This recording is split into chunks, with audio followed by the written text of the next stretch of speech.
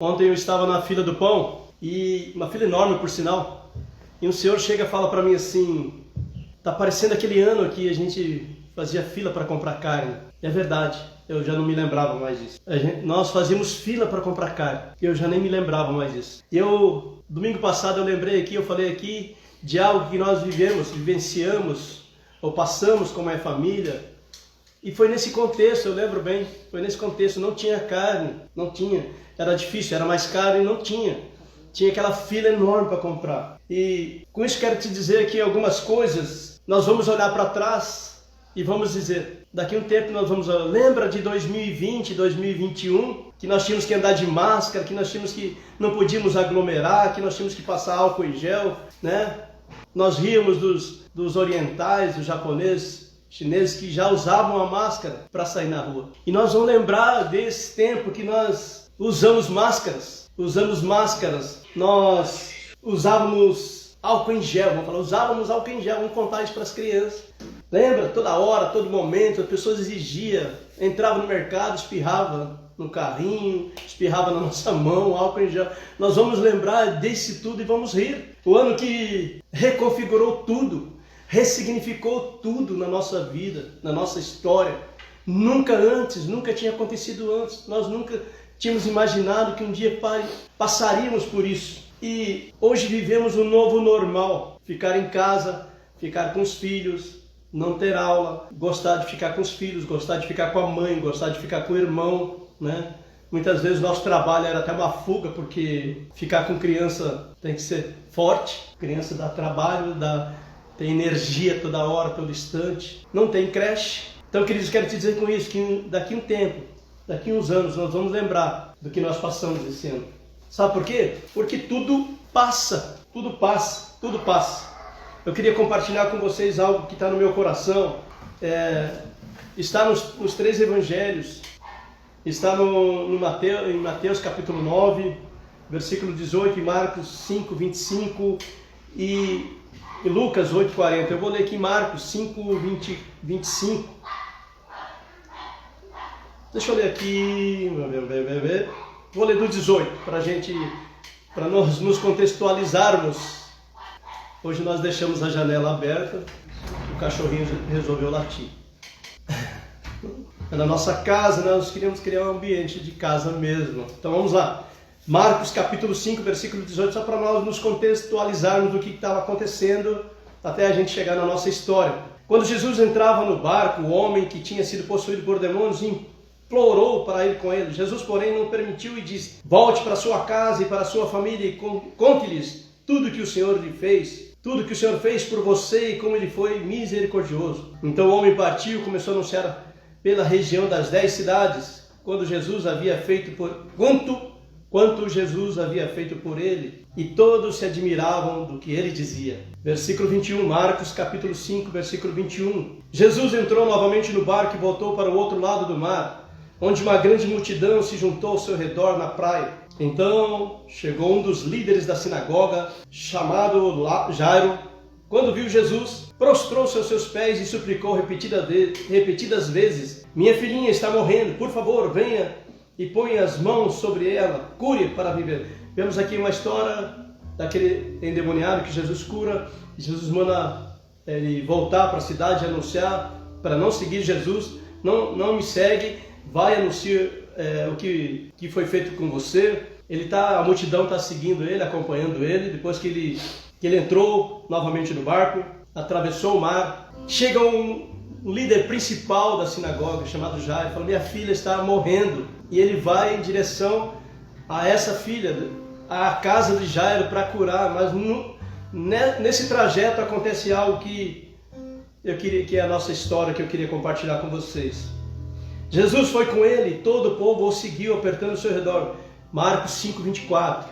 E aqui começa a nossa história. Tinha passado por muitas dificuldades nas mãos de vários médicos. No meio da multidão estava uma mulher que havia 12 anos sofria de hemorragia. Marcos 5, 25. Marcos 5, 25. No meio da multidão estava uma mulher que havia 12 anos sofria de hemorragia. Tinha passado por muitas dificuldades na mão de vários médicos. E ao longo dos anos gastou tudo o que possuía sem melhorar. Na verdade, havia piorado. Tendo ouvido falar de Jesus, aproximou-se por trás dele, no meio da multidão, e tocou em seu manto, pois pensava: se eu apenas tocar em seu manto, serei curado. No mesmo instante, a hemorragia parou, e ela sentiu em seu corpo que tinha sido curada da enfermidade. Jesus imediatamente percebeu que dele havia saído poder. Jesus percebeu que dele havia saído poder. Por isso virou-se para a multidão e perguntou: quem tocou em meu manto? Seus discípulos disseram: vejo a multidão que o aperta de todos os lados. Como o Senhor ainda pergunta: quem tocou em mim? Jesus, porém, continuou a olhar ao redor para ver quem havia feito aquilo. Então a mulher, assustada e tremendo pelo que lhe tinha acontecido, veio ajoelhando e diante dele contou o que havia feito. Jesus disse: filha, sua fé a curou. Vá em paz. Seu sofrimento acabou. Eu coloquei o tema dessa mensagem: quando tudo indica que vai terminar errado. Quem de nós não passamos por isso? Aquela mulher já tinha feito tudo o que era possível, já tinha gasto tudo o que tinha, ela fez tudo o que estava ao alcance dela e fazia certo, o correto, buscava um médico, buscava quem podia ajudar. E aqui fala assim, a vida só piorava para ela. Essa é a pergunta: quantos de nós fazemos as coisas todas certas, achando que vai acontecer o melhor? E nem sempre é assim, nem sempre é assim. As coisas podem piorar. Outro dia eu vi aquele pastor lá de Angola, famoso, ele falou assim: nós não somos treinados, alguém não nos diz: olha, Marildo, se prepara porque pode piorar. Nós não usamos essa palavra. Fica tranquilo, vai dar tudo certo. Fica tranquilo, vai dar tudo certo. Mas na verdade, pode piorar, como essa mulher. Uma doença aparentemente incurável, que lhe causava hemorragias constantemente. Alguns dizem que era direto, vamos dizer assim. Alguns que tinham um intervalo e voltava a hemorragia, mas era constante. 12 anos sofrendo por esse problema.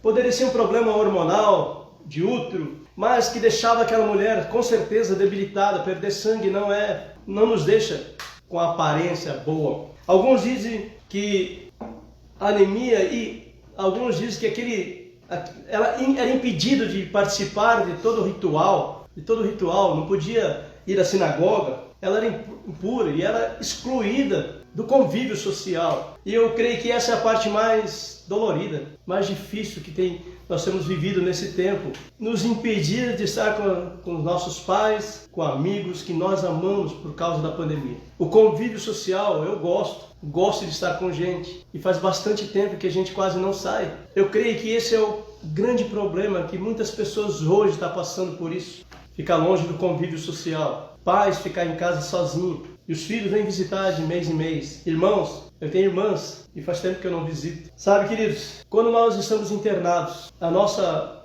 inteligência emocional, o nosso emocional fica super abalado. Nós queremos saber notícias lá de fora. Alguns nem conseguem mais saber notícias, né? Mas aquela mulher, ela saiu de casa convicta. Se eu apenas te tocar, se eu apenas tocar no vestido dele, nas vestes dele, no manto dele, eu serei curado. Mas ela tinha também algo que atrapalhava. E se eu tocar nele, ele vai ficar impuro. Mas ela saiu convicta. Aquela mulher, quando ela toca em Jesus, Jesus fala: quem me tocou? Aquela mulher entendeu o milagre instantâneo que aconteceu na vida dela, mas também trouxe um temor, um tremor.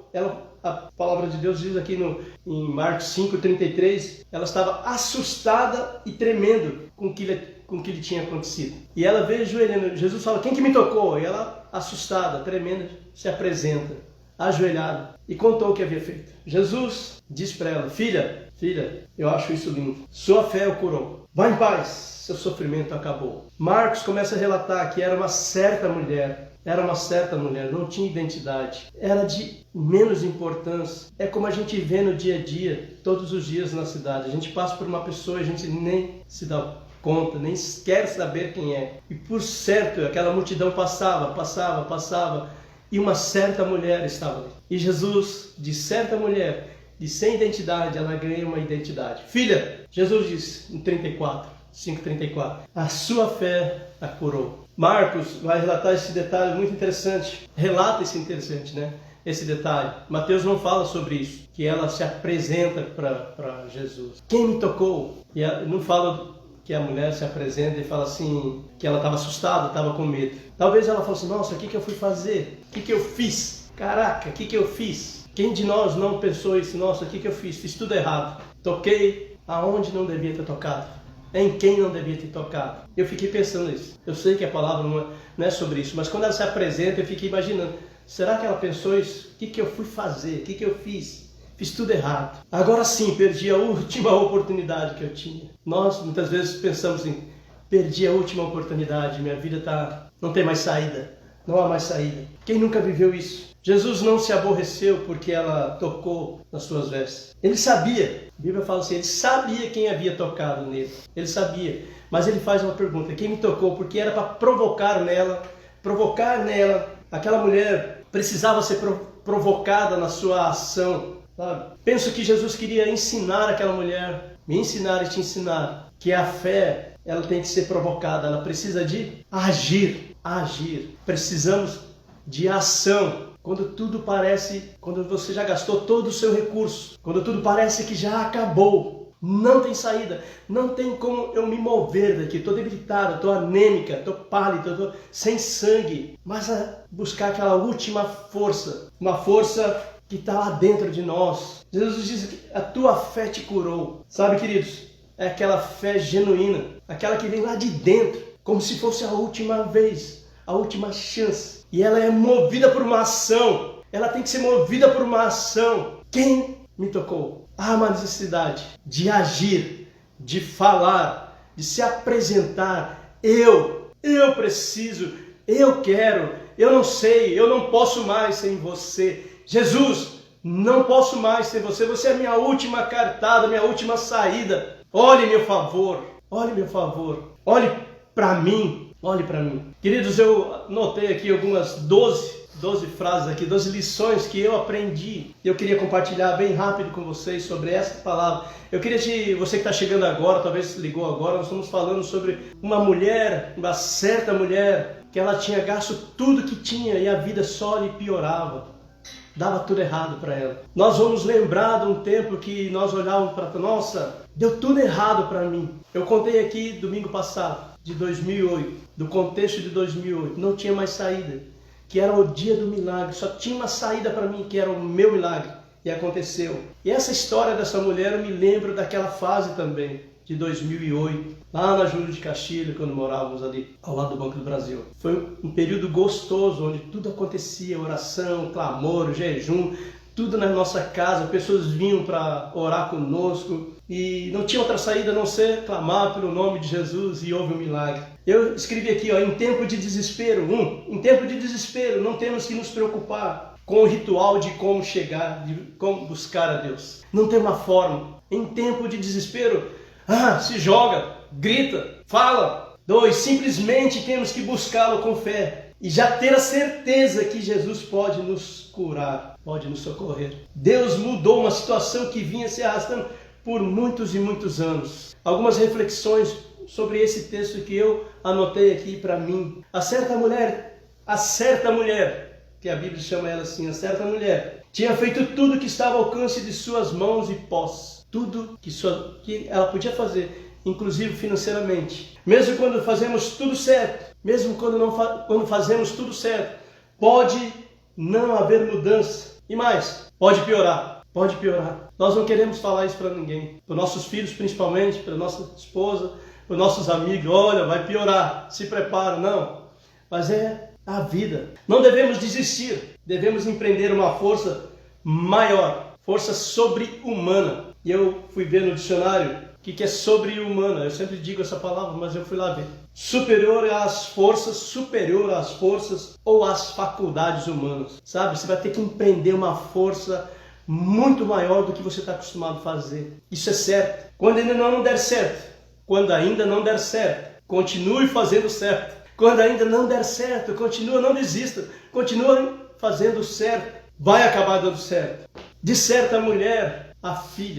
Marcos 5, 24, 25. Era uma certa mulher. E de certa mulher, de certa pessoa, aquele rapaz, aquele moço, para filho, para filha. Quem pode fazer isso? Eu posso fazer, com certeza. Quando nós ajudamos uma pessoa, quando tiramos uma pessoa da miséria, da exclusão, eu posso ajudar outra pessoa. Mas com certeza, absoluta, de todo o meu coração eu te digo, Deus pode mudar essa situação, Jesus pode mudar essa, porque o nosso Deus não muda. Ele não depende, não é como nós, que depende das situações, da circunstância, dos momentos adversos. Deus não depende disso, do contexto do momento. Nós ajudamos quando está bem. Quando eu estou bem, eu posso ajudar o outro. Não, Deus não é como nós. Não depende das adversidades, do contexto, do que o Brasil está passando, do que o governo está fazendo. Deus é Deus. Deus é Deus. Jesus é Jesus. Ele não foi. Ele estava andando, caminhando para ir na casa de um líder da sinagoga, mas encontrou uma certa mulher. Eu confesso para você, se fosse eu, líder de uma religião, se eu encontro uma certa mulher, eu ia marchar firme lá na casa da filha do líder da sinagoga. Deus não. Viu uma certa mulher sem identidade. Jesus não, parou. Eu posso ajudar, mas com certeza o nosso Deus não muda. Aí você me pergunta, o que eu preciso fazer? Marildo, o que eu preciso fazer? Essa é a pergunta. Vai até ele. Vai até o Mestre, com certeza absoluta que Ele vai te atender. Vai com essa convicção, vai com essa certeza. Ele vai te atender. Às vezes pensamos que nossos problemas nos afastarão de Deus. Eu escrevi aqui 11, 12 reflexões para eu pensar. Às vezes pensamos que nossos problemas nos afastarão de Deus. Isso que é legal. Mas Ele está sempre pronto a nos ajudar. Nunca devemos deixar os nossos medos e temores. Nós não podemos deixar que nossos medos e temores possam nos impedir de buscar a Jesus. Eu queria que, realmente, que essa palavra que está em Marcos, que eu estou lendo aqui, Marcos, capítulo 5, versículo 25, da mulher que passou 12 anos com hemorragia, uma doença, na verdade era uma doença incurável. Ela passou por todas as dificuldades, mas ela sabia a quem recorrer. Era a última chance. Eu queria que você ficasse com essa palavra. Os discípulos de Jesus, aquela multidão que estava acompanhando Jesus, até dá uma ironia, uma debochadazinha. Veja a multidão que o aperta de todos os lados. Como o Senhor ainda pergunta, versículo 30 e 31, quem tocou em mim? Talvez nós sejamos apenas um dedo, um toque na multidão, onde ninguém nos percebe, onde ninguém nos vê, onde ninguém nos enxerga, onde ninguém nos dá valor, onde ninguém nos sente a nossa dor. Nós somos um rostinho na multidão, sofrendo, e ninguém olha para nós. Mas o Mestre fala, quem me tocou? Quem me tocou? E Jesus fala assim, filha, essa é a palavra dessa manhã. Filho, a tua fé te salvou, a tua fé te curou. E a cura aqui pode ser várias outras coisas, vários outros contextos. Tá legal, querido? Deus te abençoe. Tem uma semana maravilhosa, que Deus use essa semana para te abençoar, para olhar o rosto para você, para falar assim, você me tocou. Seja abençoado em nome de Jesus. Seja abençoado em todas as áreas, na área que mais você precisa, da saúde, do relacionamento, financeiramente, que esse é o grande milagre que eu espero. Eu quero te convidar todos os dias a curtir as nossas postagens no Instagram da Igreja Neste, no Facebook da Igreja Neste, no YouTube. Compartilhe, por favor, essa palavra. Uma pessoa que você queira compartilhar já será um barulho no reino dos céus. Deus te abençoe, fique com Deus, uma ótima semana em nome do Senhor Jesus Cristo.